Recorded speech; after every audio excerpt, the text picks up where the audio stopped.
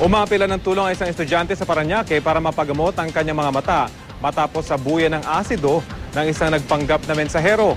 Balitang hatid ni Chino Gaston. Lapnos ang kanyang muka. Hindi na nakakakita ang kaliwang mata ni Miko Banayo, kaya raw nangangailangan ng corneal transplant. Ang kanyang mga mata, kailangan pang lagyan ng protective glasses para hindi maimpeksyon. Kailangan din daw itong operahan dahil hindi na ito naisasara. 15 ng Mayo ng sabuyan ng isang nagpapanggap na messenger ng isang courier company si Miko sa loob ng boarding house niya sa Parañaque.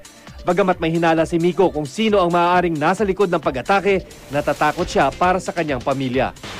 Kaya po kami may takot kasi hindi nga po namin alam at hindi namin kilala matukoy yung kinakalaban, yung maaari namin makalaban. Yung takot na kung sakaling nandyan man siya sa paligid at malaman niya ng ginagawa to sa akin. Presidente ng Student Council sa Ama University sa Parañaque si Miko. Ngayong taon siya sana gagraduate sa kursong Information Technology. Bagamat aminado siyang malaking epekto ang kapansanang pasanya sa ngayon, tinitibayan niya raw ang kanyang loob. Pero yung pangarap ko, yung mga gusto ko sa buhay, hindi naman po yun nawala eh. Kasi alam ko, darating din yung oras, unti-unti, kahit matagal, maghihilom to. At darating din yung oras na ngingitaan ko na rin to nangyari sa akin kahit papano. At alam ko namang physical lang naman po yung na-damage sa akin.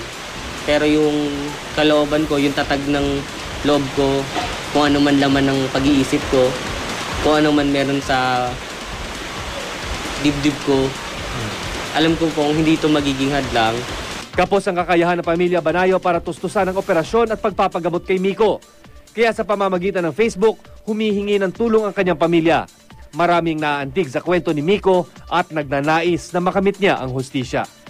Chino Gaston, GMA News. Makikipag-ugnayan po ang GMA Kapuso Foundation sa pamilya ni Miko para sa anumang tulong medikal na kanilang kakailanganin.